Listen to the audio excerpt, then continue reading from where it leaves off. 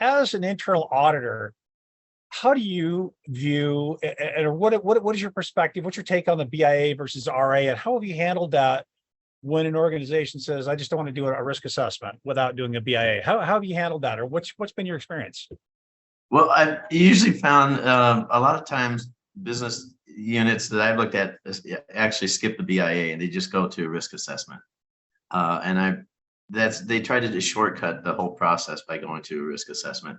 And you really lose meaning if you don't have a business impact analysis to go with your risk assessment. You really don't know how it's going to adversely affect the company. You can identify all these risks, but you don't really know how it's going to affect operations, how it's going to affect your financial stability, and so forth. So I have to emphasize, you need to take these steps, an orderly process in developing an effective BCP, starting with the business impact analysis, risk assessment, and identifying RTOs, RPOs, and really involve the operations team and non-IT personnel in this whole process. Too often I see the IT personnel leading the project and developing a BCP and they don't know the business like the operations people. It should really be spearheaded and led by an operations person.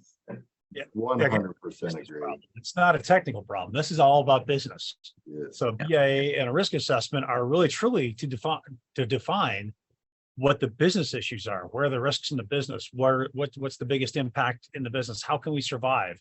That's really a discussion at the board level that needs to occur. And I personally, that's my experience, without a BIA and a proper RA, these discussions cannot truly take place with any amount of meeting without both.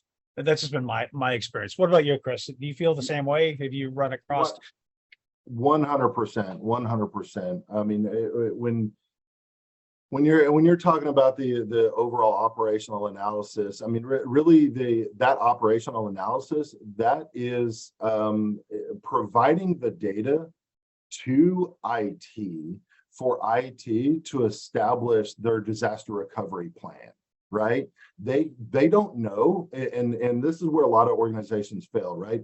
The IT organization sets the disaster recovery plans based on what? Honestly, most of the time it's a seat of the pants gut feeling, right? Yep. And yet the operational analysis has never actually been completed to determine whether or not what IT is doing is actually satisfactory to the business. Yeah.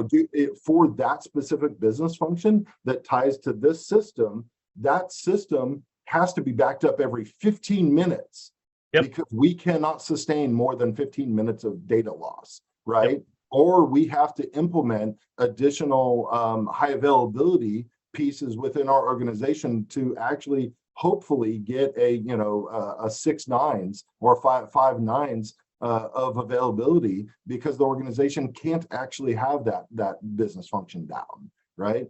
But most of those cases are rare, but at the same turn, there are those cases that exist there. And how does an IT director know whether or not they're actually achieving the business needs without those RTOs and RPOs? They can't. No. They truly can't. That sets them up for failure, in my opinion. It just does, because they without having the RTOs, RPOs approved by the business, like you said, they're just flying off the seat of their pants. They literally are.